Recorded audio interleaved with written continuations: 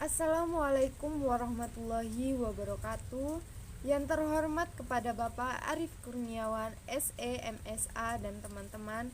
Puji syukur mari kita panjatkan kepada Allah Subhanahu wa taala dan salawat serta salam semoga tetap tercurahkan pada junjungan kita Nabi Muhammad SAW.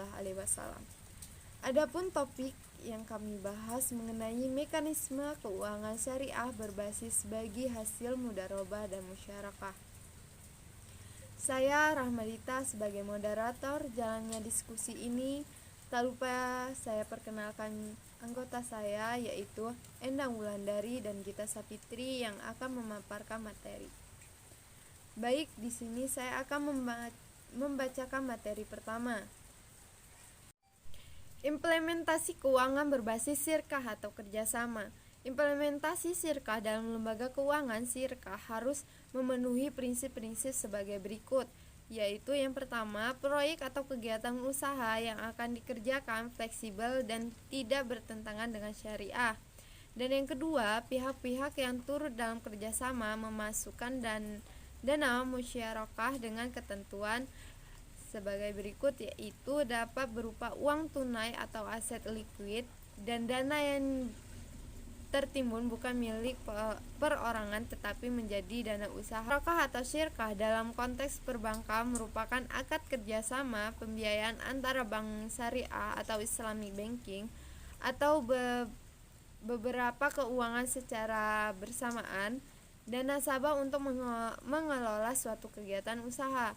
Masing-masing memasukkan penyertaan dana sesuai porsi yang disepakati. Pengolahan kegiatan usaha dipercaya kepada nasabah.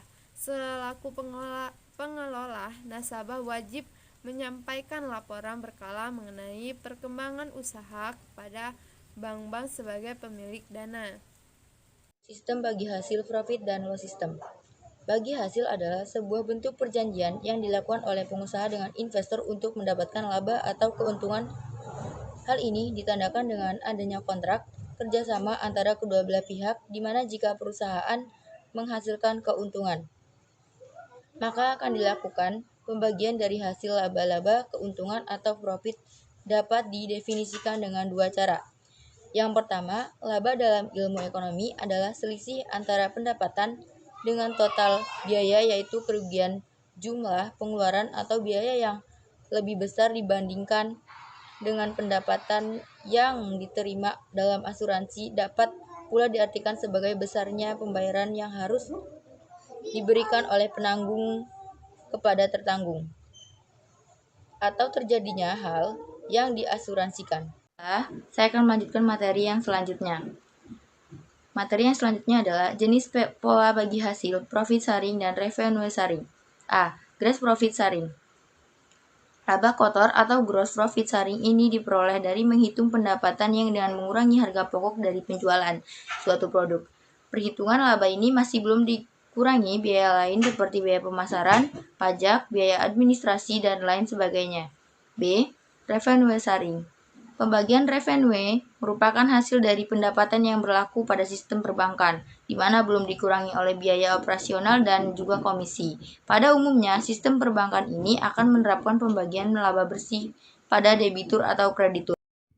Materi yang terakhir akan saya sampaikan, yang berjudul akad pada sistem bagi hasil. Yang pertama adalah mudharabah.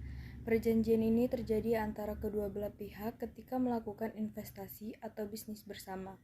Keuntungan dari hasil usaha yang dijalankan akan dibagikan kepada investor serta manajemen modal sesuai dengan kesepakatan. Yang kedua yaitu musyarakah.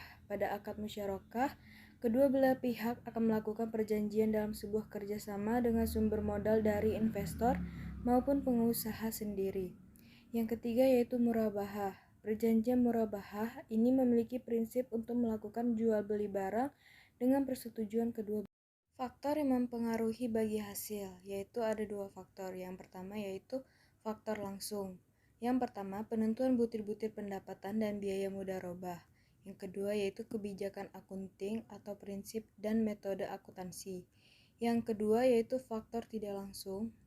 A. Investment rate merupakan persentase aktual dana yang diinvestasikan dari total dana Yang B, jumlah dana yang tersedia untuk diinvestasikan merupakan jumlah dana berbagai sumber dana yang tersedia untuk investasi. Yang C, yaitu nisbah. Nisbah bagi hasil atau cara penetapan, metode penentuan, perhitungan, dan lain-lainnya. Nisbah bagi hasil adalah proporsi bagi hasil antara nasabah dan bank syariah. Misalnya, jika customer service bank syariah menawarkan nisbah bagi hasil tabungan sebesar 65/35, itu artinya nisbah bagi hasil nasabah bank syariah akan memperoleh bagi hasil sebesar 65% dari return investasi yang dihasilkan oleh bank syariah melalui pengelolaan dana-dana. Sekian materi dari saya akhiri. Wassalamualaikum warahmatullahi wabarakatuh. Baiklah, sekian dari kami pemaparan materi. Bila ada salah kata mohon maaf. Kepada Allah saya mohon ampun. Saya akhiri.